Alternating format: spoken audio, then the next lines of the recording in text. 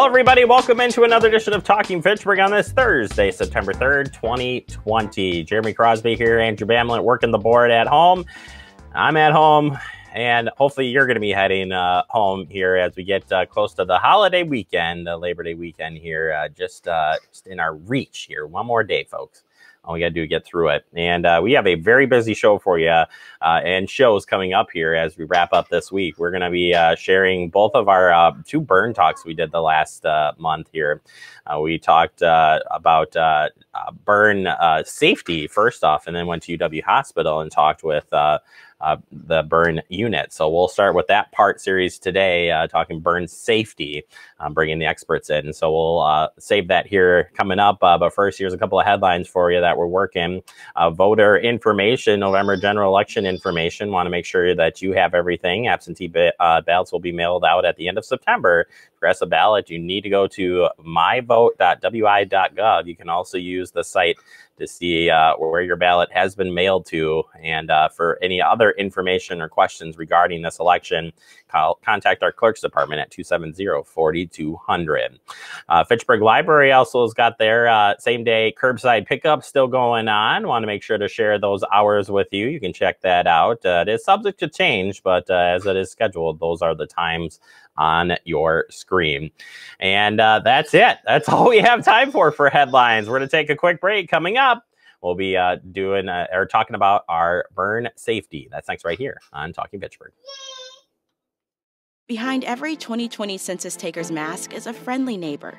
They're teachers, retirees, vets, people committed to doing right by getting the count right. If you haven't responded yet, they'll be stopping by to ask some simple questions that will inform how billions in federal funds are spent on local services every year for the next decade. So when they come knocking, say hi from a safe distance and do your part to support your community. Time is running out. Shape your future. Start here at 2020census.gov. Welcome back into Talking Fitchburg. This is a special segment today. Very, very honored to bring in two guests today on the show. We haven't done that, I don't think, since we started doing these remote shows. And working with Adam Dorn today and Kenny. And Adam, you set this interview up for us. So you've got to set us up here for our big guest today. Tell us a little bit about Kenny. Yeah, so I personally know Kenny. Kenny's a friend of mine. I've been able to and fortunate enough to work with him through the Wisconsin State Fire Inspectors Association, where we are both on the board of directors.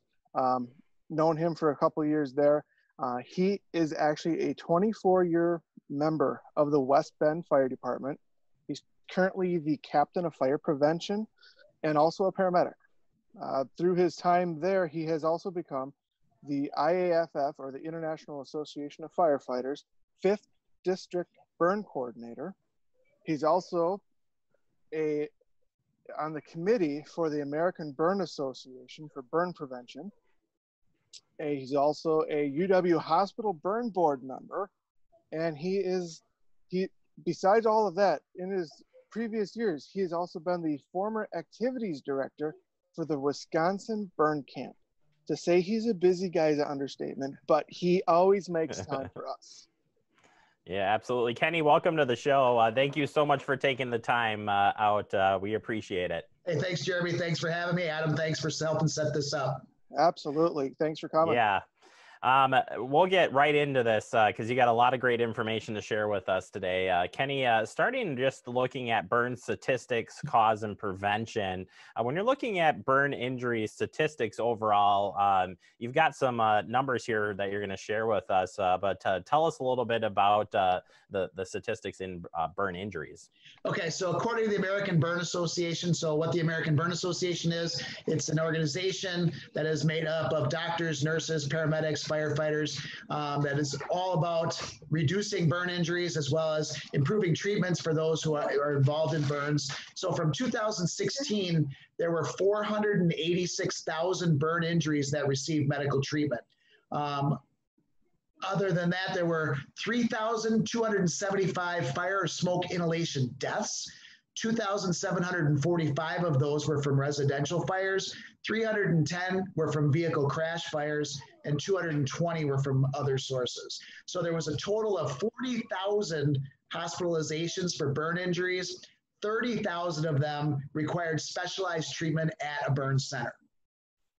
Yeah, and when we're talking about a burn center, because people may not know, obviously hospitals in general will treat patients in general the best that they can, but getting a patient moved to a specialized burn unit, what are we talking about that's happening in those burn units? So when you go to a burn unit, it's, again, a specialized treatment. So you've got doctors that are trained specifically in the treatment of burns, as well as nurses as well, and any other staff that would assist in that. And so it's basically wound care. And burns are pretty specialized because they are difficult to treat. They don't heal well.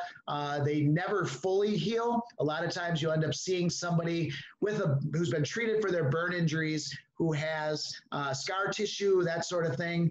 And so it's a very specialized treatment. In a lot of instances, a very long treatment, and especially in the instances of children. So as Adam said, I was involved in the burn camp.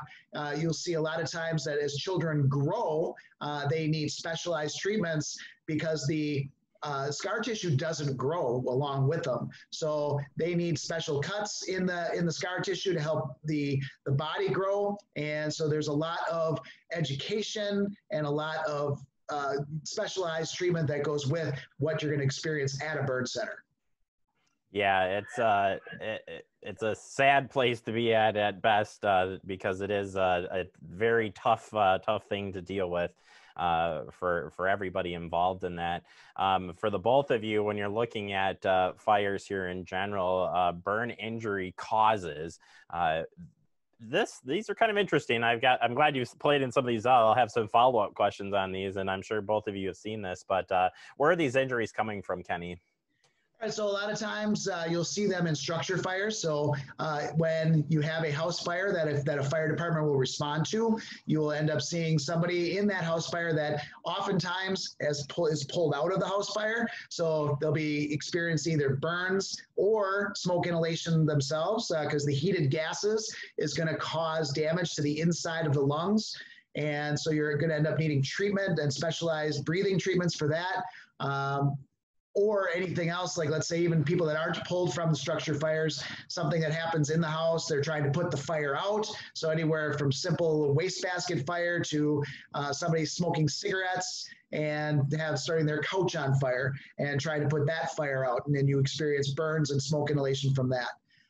Campfires. So campfires are a common burn injury. So people that are either at home or camping or wherever they're at, park or whatever, you'll often find people that involved in a campfire, whether it's an accidental, where they accidentally fall into the fire, or something involving alcohol, or putting flammable liquids onto a campfire. That has caused many injuries. Not that long ago here in my neck of the woods, south of me in Germantown, there was an instance where somebody was putting gasoline to reignite the fire, and two women standing nearby got burned pretty badly. Hot liquid or steam burns. So there's grease from grease fires. We've had a number of grease fires here in West Bend in the last few months with people staying at home for COVID. Each of them had a different outcome. One actually had set off the fire alarm as they were trying to take the burning pan out of their apartment through the hallway. Another one was too close to the pan when they were trying to use the fire extinguisher on it and blew the grease onto the stove, which started the microwave on fire. And that one actually ended up being a sprinkler save. So the sprinkler system activated and put out that fire. The most recent one, and so before the show, we were talking about how pre-hospital responders don't usually see the burn injuries. So the only reason I found out about this one was because the West Bend Fire Department ambulances and paramedics do interfacility transfers. So we had someone in the city who was cooking with grease. The grease started in the pan, started on fire. The person was going to try to take the pan off of the stove and put it into the oven. They burned their hands, drove themselves to the hospital, but they had second and third degree burns on their hands from the grease, which resulted in the interfacility transfer to Columbia St. Mary's Burn Center. And that was the only reason we found out about that one. That's intense stuff. And Dorn, we've seen actually a lot of cooking fires in Fitchburg as well, especially during COVID. Have we been lucky enough that there hasn't been a lot of burn injuries thus far for those fires? Right. Yes. Like you said, we have seen a number of cooking fires throughout the COVID times, we call it. But luckily, we have not had any injuries from those fires. As Kenny was saying, a lot of times we will see the issues or the burns from people that do try to put out a cooking fire. It's probably the most common one that we have. I know personally, I was on one call where somebody was using some materials to clean, and he bumped up against the gas stove, and the vapors from his cleaners ignited when he actuated the spark on the stove, and it actually singed his nose hairs and his eyebrows and all sorts of stuff. We recommended that he go in and get checked, but he did not want to. That's one of the things that, like Kenny was saying, we see some of these things, but probably the vast majority of them we don't see until, like he was saying, there's an interfacility transport or something else is even worse. Yeah, and Kenny, looking at just contact with hot objects. So now are we talking on the cooking side and liquid and steam, but just hot pans, hot stove tops and stuff like that. You see a lot of injury in that front. Right, or even the oven door itself. So one of the things with the UW Burn Center, so they supply me with some of their statistics, and I was writing a story, so I've gotten information from UW and from Children's Hospital of Wisconsin, and there were a number of burn injuries during the COVID quarantine period where 1 and 2-year-olds were burned by the oven door, either the inside or the outside of the door. So that's why we always recommend at least a 3-foot no kid area around anything that involves cooking. So whether it's a grill or a stove, anything, 3-foot distance for children away from that cooking source. Hot pavement. So this was one of the things that really surprised me about how prevalent it was. So 2 years ago, or last year in Las Vegas at the American Burn Association conference, there were, for the poster contest, 2 of the 3 winning posters got shoes, got sandals. So it was people who had burn injuries from the pavement or from sand because they didn't have shoes on.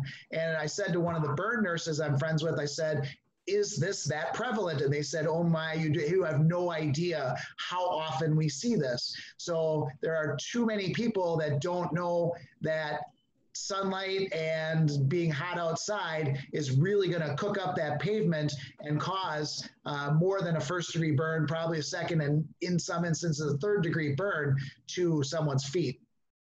That's not surprising, when you really think about it and how hot those surfaces can get. I mean, it's not surprising that you get burned, but the number of people that do get burned from that, that's pretty startling information. Oh, sorry. Oh, and I was going to say, and those are ones that we will never see. So the pre-hospital providers, so the EMTs and the paramedics are never going to see those. Those are people that either they themselves are going to go to the doctor, or it's the children who the parents are going to take to the doctor. They're not going to call an ambulance for that sort of injury. Yeah. Tell you what, guys, we're going to take a quick break. We want to continue the conversation here. Dorn knows the routine. We'll come back and continue this conversation. We've got Kenny here today talking about burns and burn safety prevention and everything else in between. We'll take a quick break. You are watching Talking Fitchburg. See on page 4 that the projections need to be blood. Next Thursday? Seriously? Thursday? Can't do that. This is really inconvenient. I have yoga that day. I have no time for this. So. I can't do Thursday, but I can do Friday. Disasters don't plan ahead. You can. Talk to your loved ones about how you're going to be ready in an emergency. Don't wait. Communicate. Welcome back into Talking Fitchburg. Continuing our conversation, we've got a special guest here, Adam Dorn, doing his homework today, bringing in the friends. And we've got Kenny here today, who wears many, many, many hats, but talking about burn safety, prevention, and more. And we're talking about burn injury causes. And this next one, we're talking about electrical. And I guess it's part of a theme for Burn Awareness Week. Yeah, so the American Burn Association is the sponsor for the annual Burn Awareness Week campaign. So the theme for 2021 is electrical burns. So we are going to partner with the Electrical Safety Foundation International to help out with a lot of our electrical burns. So electrical burn outreach. So there's a lot of things that go on with electrical, and there's so many things that people have to be aware of, whether it's extension cords or faulty outlets, ground fault circuit interrupters, all the way to the current, like let's say an electrical panel. And if you have an older home that still has fuses, or a number of places that may still have recalled circuit panel breakers in their either apartment buildings or in their homes. So something Central Pacific or something like that, I can't remember off the top of my head, but there's a number of those that have been recalled and they have been known to cause fires. So when we're out there trying to do our outreach and making sure people are just safe with electricity and making sure that they're, like let's say the outlets themselves, having the covers on them so that if you have small children, they're not tempted to stick a knife or a screwdriver into an electrical outlet and cause injury as well as cause a fire. Yeah, absolutely. And Dorn, as you go out and do inspections at local businesses and beyond, what do you see out there on electrical prevention? What are you guys looking for as you're doing inspections? Because I assume that, if you see some faulty wire work or something like that, that's gotta be something you're gonna talk about, to say the least. Yeah, absolutely. Great question, Jeremy. So when we go out to do the inspection, we're looking at a number of different things. Some of the real basic ones, making sure that the circuit breaker panel actually has the cover installed. You'd be surprised, there's a number of places that we've been into that circuit breaker panel's been pulled off because they did some legitimate work, but they never put it back on because they kind of forgot about it because they did what they had to do. And then they went to go test it. Yep, it works, and they take off because they got another job to get to. So we make sure that those things are taken care of, that the circuit breakers, if there's some open spaces, that those are actually covered in that panel. That way nobody can accidentally stick a finger in and have issues. Some of the other stuff is, making sure that outlets are not overloaded. That you'd be surprised, some people will plug everything they possibly can into one outlet off of a power strip and extension cord and more power strips all running off of one outlet. It's just not good practice. The best thing to do, if you have an appliance, plug it straight to an outlet. Other than that, if it's some sort of a computer or electronic device that way, if you can plug it into a surge protector or a power strip, that's your best bet there. But also make sure that you are aware of how many amps or what the amperage pull is for each device, because power strips and circuit breakers are only rated for so much. And if you put too much in there and then turn them all on at once, it can trip and not work. And then you think you have an issue. But you're just really making the power strip work as it's designed, and it's preventing an incident from happening. Yeah, and Kenny, would you say for people, because this is where I would think the education piece would come in, is if people are touching these things, or, there's the accident of touching something, but if something was overloaded and you're concerned that it's overloaded, where's the recommendation to prevent the injury from happening altogether, especially when we are talking in the electrical area? Right. Well, make sure that you have an electrician come in and make sure you have enough outlets. So if you know that you're plugging in multiple things, make sure that you have more than enough outlets to plug in everything that you need to do. Make sure that the appliances themselves, as Adam said, are plugged directly into an outlet, and try not to use extension cords. And if you know you're using extension cords, and if you're using multi-plug adapters, you probably need additional outlets in your house. And as well as making sure that it's rated for the amps that the appliance or whatever you're using is going to draw towards that outlet. Yeah, those things do heat up, and that would be a good indicator there if you see some smoke. I mean, certainly you got to avoid touching it, but yeah, that would be one that you find out the hard way, certainly. Looking at just quickly at a couple of the other standouts for burn injury, chemicals, I'm sure, Kenny, play a huge role in a lot of burns, and probably deep burns. Yeah, so there's all sorts of chemicals out there, whether they're household chemicals or industrial chemicals. So there's lots of times where people end up either misusing the chemicals or mixing the chemicals. Always make sure to consult the manufacturer recommendations. So you don't want to mix, like let's say you've got some methyl ethyl bad stuff. You don't want to mix it with the methyl ethyl worse stuff, because you end up with a methyl ethyl really bad worse stuff. So you don't want to do that and use it in your house or in your business. So make sure everything's labeled appropriately. So there's lots of times when anybody gets burned from chemicals, that because they either were not using them appropriately, or they became careless with them and either knocked them over, or some other mishap happened, or a child got near them. So always make sure to keep the chemicals locked up so that children cannot get near them, because when small children, they don't know the difference between this liquid or that liquid, and they're going to drink it, and it's going to cause burns to their mouths, and who knows what else, burns to their lungs when they're breathing it in. So you want to make sure that the chemicals are properly stored in your home and in your business. Yeah, absolutely. Definitely the safety, reading the safety label and setting up the safety first piece of that before messing with any of that stuff. Super important.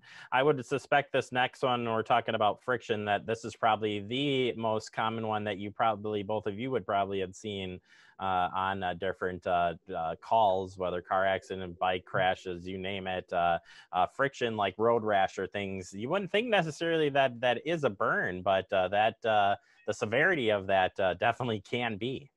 Yeah, it's a pretty bad wound.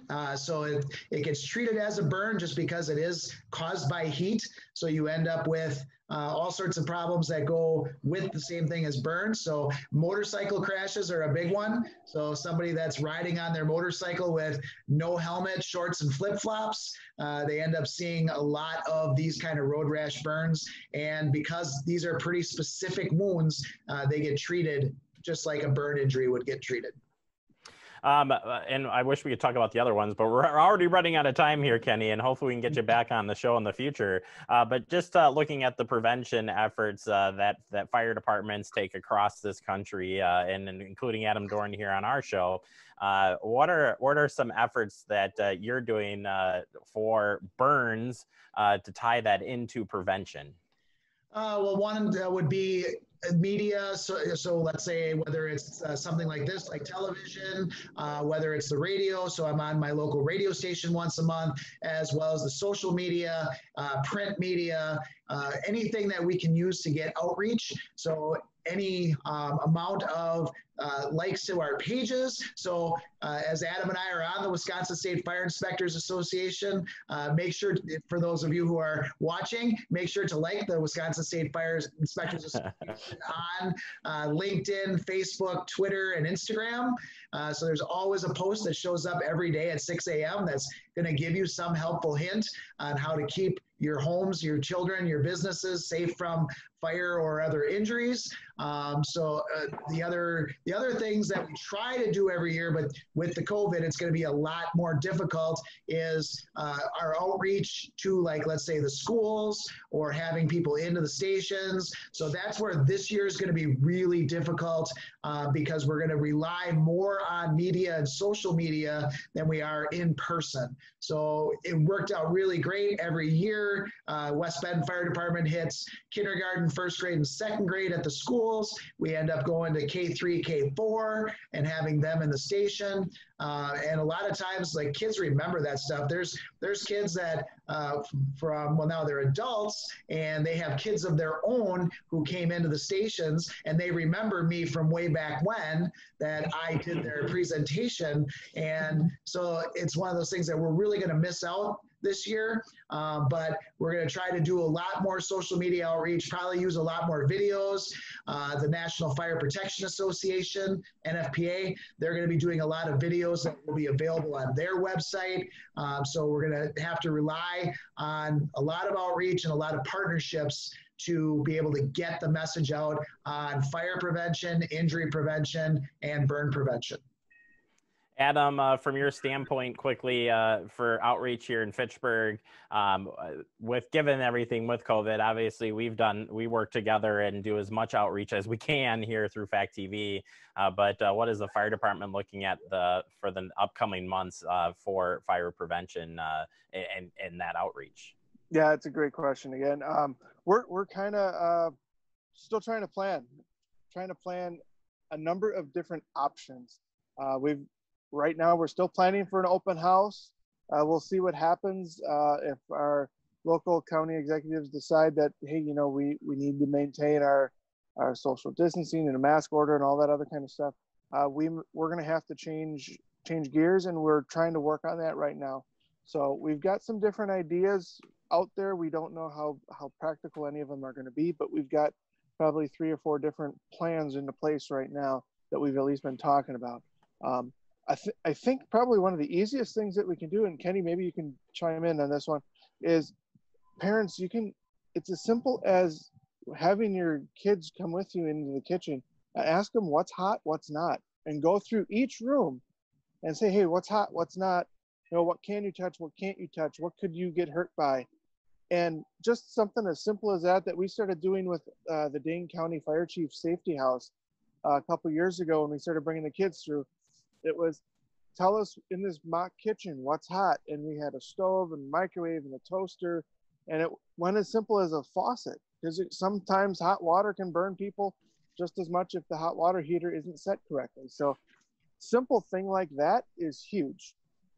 Yeah, and we'll keep doing the outreach here on Fact TV, and hopefully we can get Kenny to come back on the show. Kenny, any final thoughts from you today? I know we talked about a lot of topics, and we appreciate having being here today. Yeah, thanks, Jim. I've been following the show. So I've been friends with Chief Joe Pulvermacher for 40 years. So I started becoming a fan of the show once Joe was on. Joe does a way better job. He's way smoother than I am. Does a way better job at getting out his message. But yeah, so thank you for having me on. And yeah, I'd love to come back. We can talk about other topics. So just, yeah, thanks for having me on, and I'll be looking forward to be on again. Yeah, and Kenny, I should mention, and Adam Dorn too, the guys have done a great job here of setting this up, but we're going to actually continue and extend this coming up here with another interview with a special guest here and continue this conversation. So very excited for that, something to look forward here in the near future. Gentlemen, thank you so much for your time as always. And Kenny, we look forward to having you back on the show. Dorn, well, you can watch your email. And thank you guys. Will do. Appreciate it, guys. Have a good day. Yep, thank you. Thank you. All right. No, we appreciate Dorn's work here and setting this up. And Kenny, we can make him a friend of the show. We'll have to tell him that we work with Joe Pulvermacher to make him polish. So it doesn't just happen. So we'll leave that out there. All right. We'll take a quick break. More to come. You are watching Talking Fitchburg.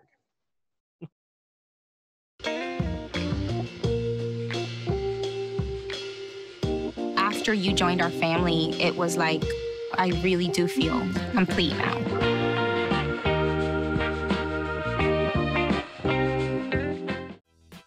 All right, that does it. Have a great day, everybody. We'll see you back here tomorrow. We'll run part 2 of our burn series.